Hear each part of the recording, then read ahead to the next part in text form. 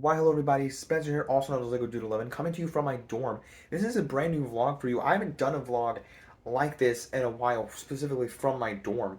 And I kind of lied to you in a sense, may or may not have been it may have been on camera or off camera, I don't remember.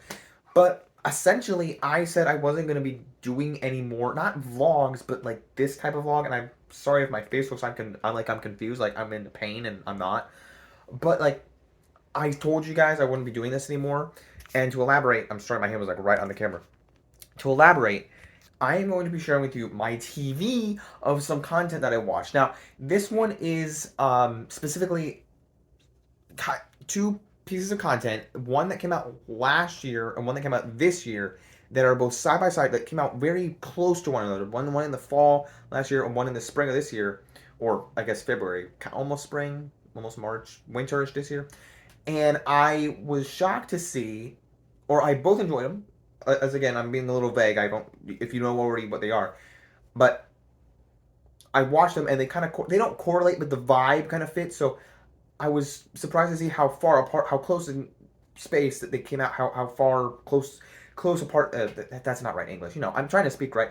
Uh, how far in time they came out from each other, and I really enjoyed them. So, with that said, I was going to make a review on it. One of them is won an Oscar, won a bunch of Oscars for at the Oscars. Okay, that was really redundant.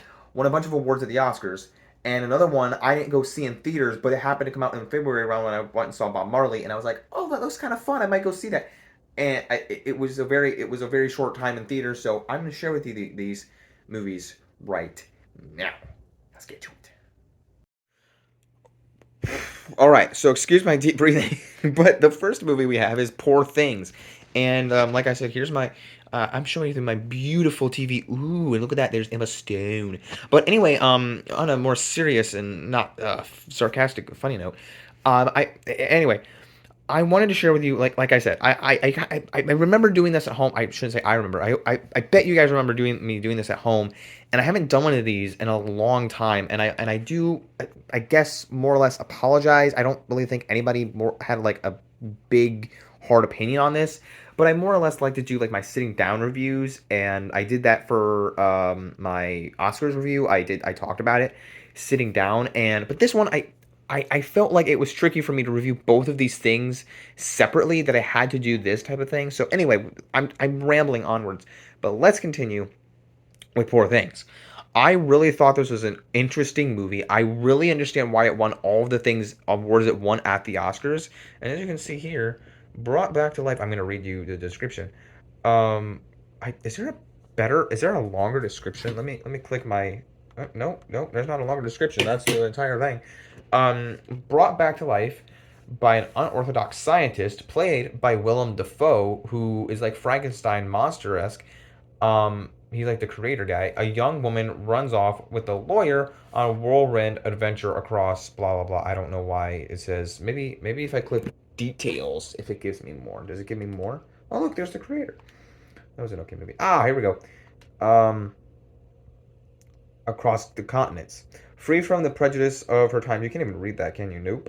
From her times, she grows steadfast in her purpose to stand for equality and liberation. I really like this film. It's a comedy drama. It's rated R. It's 2 hours and 22 minutes, but it has Emma Stone, Mark Ruffalo, Willem Dafoe, and then these other people. But I really found this interesting. It's very, like I said, it's rated R and it's very sexual. Also, I'll give you that much right there. So maybe not for kids. It's really not. But I'm recommending, like, again, I'm really into film. And you guys have to understand, this film is shot very nicely.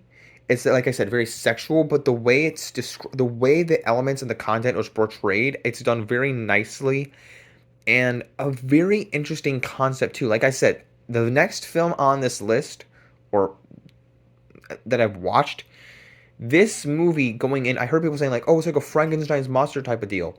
Yes, it's not Frankenstein the character. It's like Frankenstein as a woman, but the guy, Willem Dafoe's character, the monster or the unorthodox scientist, not the monster, the creator takes a brain of an infant and puts it in Emma Stone, the pregnant woman. He takes the brain of the baby from this woman and puts it inside her. So she is now the infant, like walking like an adult walking around with a baby's brain. It's very odd. It's very strange, but the way the story progresses, you're really invested, and the way the movie's shot, you're just invested in the story that you want to know more and want to know more about these characters. But it's very Frankenstein-ish, and I really find it very fascinating. And by the way, I'm just very intrigued by movie logos that I'm getting more and more into it. Like this, for example, in Civil War, the new Civil War logo looks incredible. I digress. But this is just like, oh, damn. It was such a good movie. I understand why it was rated or won all the awards. And also, I feel bad for not putting it in my top 10 in a year, but I feel like it would be squished right underneath my top 10 because I don't like changing my top 10 after the fact. So this is definitely a worthy contender for the Oscars. I see why it happened. And yeah, so let me know what you think in the comments below of this movie, and then I'm going to get on with the next one that I just watched this past weekend.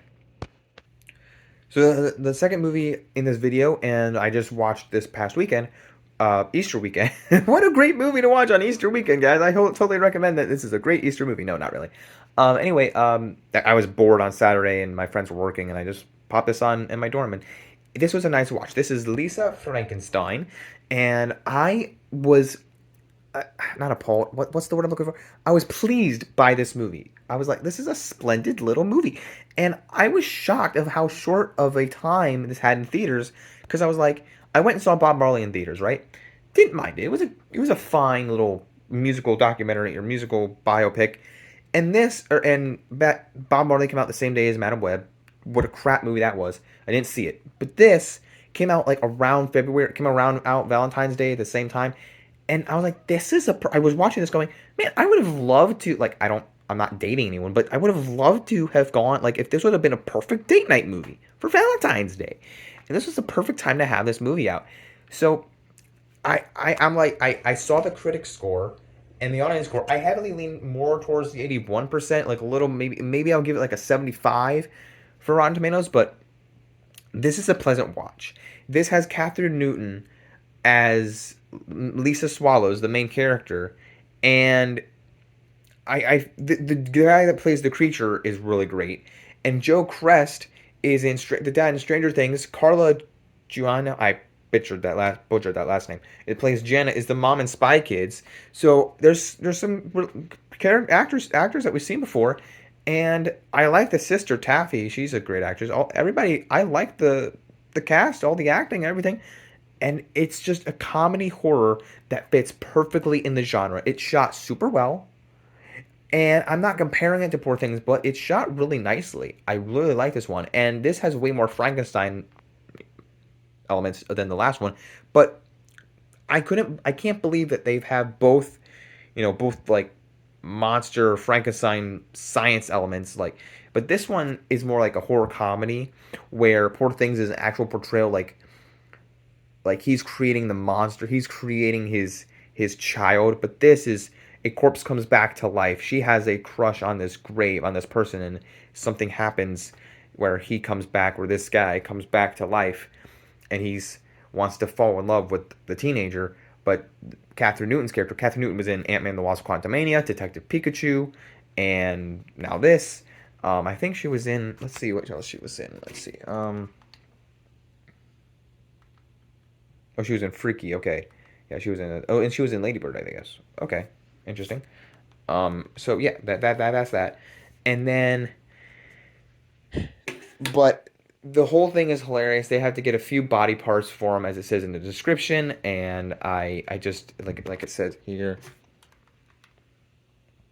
coming of age story, as it says. He needs to get a few missing body parts. So it's just crazy, and they use this tanning bed to make him a little bit more alive. And I think it's just a great story. Like I said, like a great love story. I'm a sucker for love stories and anything in that zone. And this, as a horror comedy, really works. Like romance, horror comedy with romance in it. It just works, in my opinion.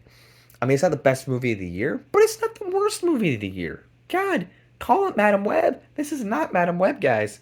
Call it what it is. This is not Madam Web. Anyway, guys, I definitely recommend it. And by the way, this has a great twist ending. I was not expecting. I thought they really did a misfire. I was like, I thought that they ended this movie on the saddest note possible, and then in the last 30 seconds, or where where I'm like, are you kidding? Are you freaking serious? Like they ended the movie like this, and then the next 20 to 30 seconds, I'm going, no way. They didn't do it. And then 10 seconds after that, 10 seconds like all this happened like all in 30 seconds. I'm like, wait, oh, okay. This ended like this, and the twist, the ending twist scene was amazing. I was not expecting it, but I loved this one a lot more than I thought I was going to. I was like, this is going to be dumb fun. It was way more fun than dumb fun. So I hope you guys. My rating on this. My rating on Poor Things. I'm gonna give it a 9 out of 10. Just because I'm that's not really my genre, but I really liked it, so 9 out of 10, so 1 point off. This I'm gonna give, I can't. I'm gonna give this one a 7.5 out of 10. I liked it this much. I liked it that much, guys. I was pleasantly surprised by Lisa Frankenstein. I give it a 7.5 out of 10. Let me know if you have either seen Poor Things and what you thought about it. I don't know if that's your type of film, guys, but I recommend that one. I recommend this one as well. And if you saw this one, if you saw Poor Things based from the Oscars, all the awards, let me know. If you saw this in theaters or if you didn't, I'd recommend this one. This is out on digital now. You can watch it, and I definitely recommend both films. Frankenstein Monster Time, guys. It's spooky in the month of. I'm recording this now in April. This came out in February, but I'm recording this in April. Spooky things are happening. April Fools, guys. No, just kidding. Don't forget to leave a like, subscribe, follow me. Don't forget to leave a. I've said that already. Oh my God. Leave a like twice, guys. If you can, leave a like twice. I would highly appreciate it. Don't forget to leave a like, subscribe, follow me. Don't forget to follow me over at Boba Fett Master. Link is down below on Instagram. Woo! I'm sorry, I'm just getting into the vibe of spookiness. It's very fun these days. Don't forget to keep calm, play Lego, watch stuff. Peace out, everyone. Saluting to you. Peace out. Bye, everyone.